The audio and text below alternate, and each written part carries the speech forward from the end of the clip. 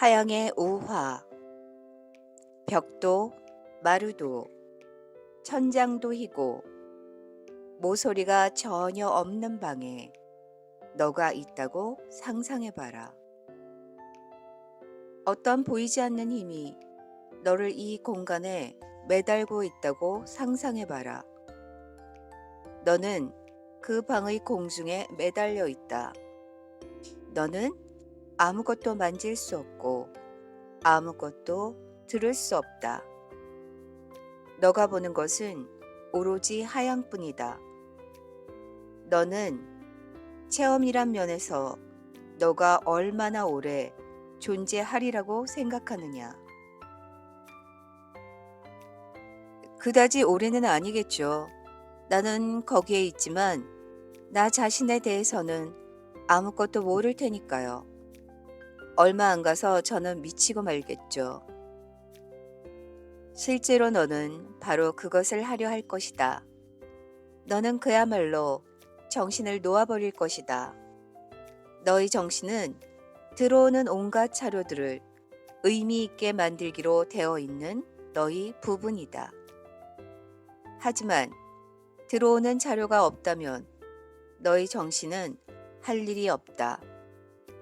그런데 너가 정신을 놓아버리는 순간 너는 자신의 체험으로 존재하기를 그만둔다. 다시 말해, 너는 자신에 대해서 특별한 어떤 것도 알기를 그만둔다. 너는 큰가? 아니면 작은가? 너로서는 알 수 없다. 자신과 비교할 것이 자기 외부에 전혀 없기 때문이다. 너는 착한가? 아니면 악한가? 너로서는 알 수 없다. 심지어 저기에 있는 것이 아무것도 없기 때문에 너는 자신이 여기에 있는지도 알 수 없다. 너는 자신에 관한 어떤 것도 자신의 체험으로 알 수 없다. 너는 자신이 원하는 그 모든 걸 개념화할 수는 있지만 체험할 수는 없다. 그런데 돌연 이 상황을 완전히 뒤바꾸는 일이 벌어진다. 그 방 벽에 작은 점 하나가 나타난 것이다.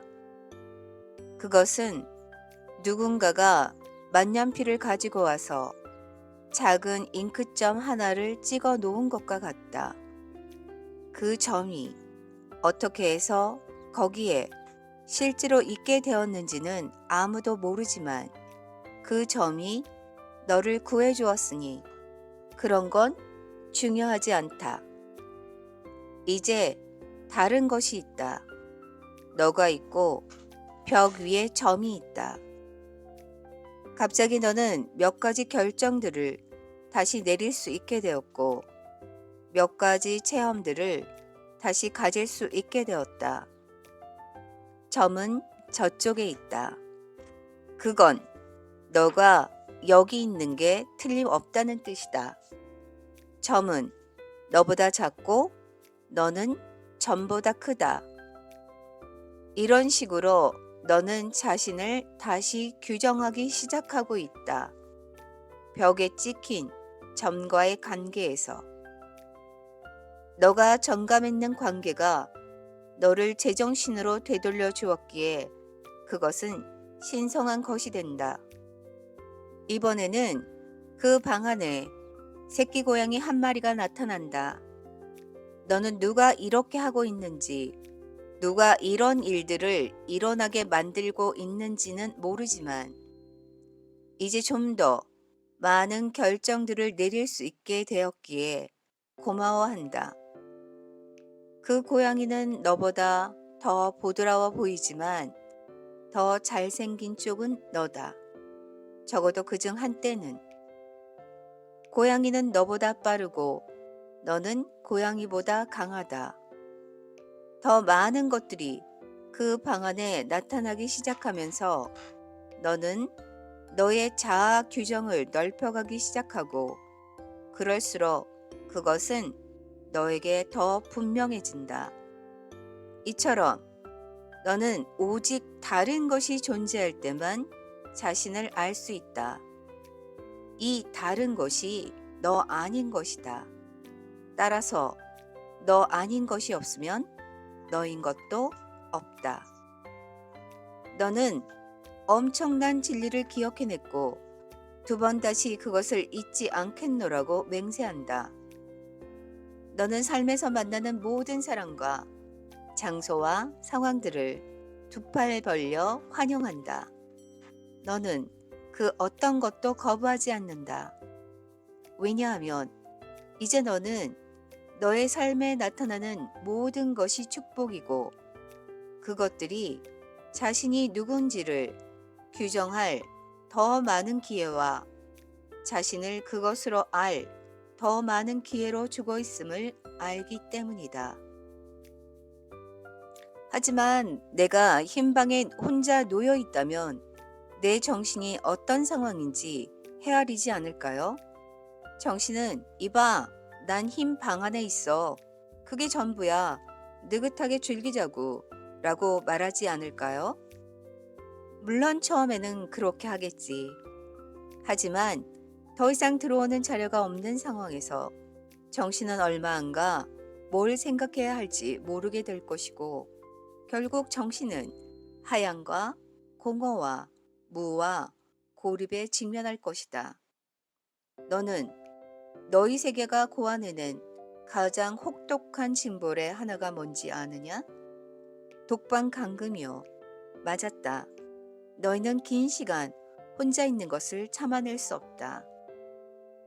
대다수 비인간적인 감옥들에서는 독방에 빛조차 들어오지 않아서 문까지 닫히고 나면 그야말로 새까만 어둠 속에 있게 되죠. 읽을 책도 할 일도 그 밖에 다른 어떤 것도 없이요. 생각하는 것은 창조하는 것이니 너희는 자신의 현실을 창조하길 그칠 것이다. 창조하려면 너희 정신은 자료를 가져야 한다. 너희는 너희 정신의 창조물을 결론이라 부르는데 정신이 어떤 결론에도 이르지 못한다면 너희는 정신에서 떠나고 말 것이다. 다시 말해 정신이 나가게 될 것이다. 하지만 정신을 놓는 것이 항상 나쁜 건 아니다. 너희는 위대한 통찰의 순간들에는 항상 그렇게 한다. 예? 다시 한번요. 너도 통찰이 정신에서 나온다고 믿지는 않겠지?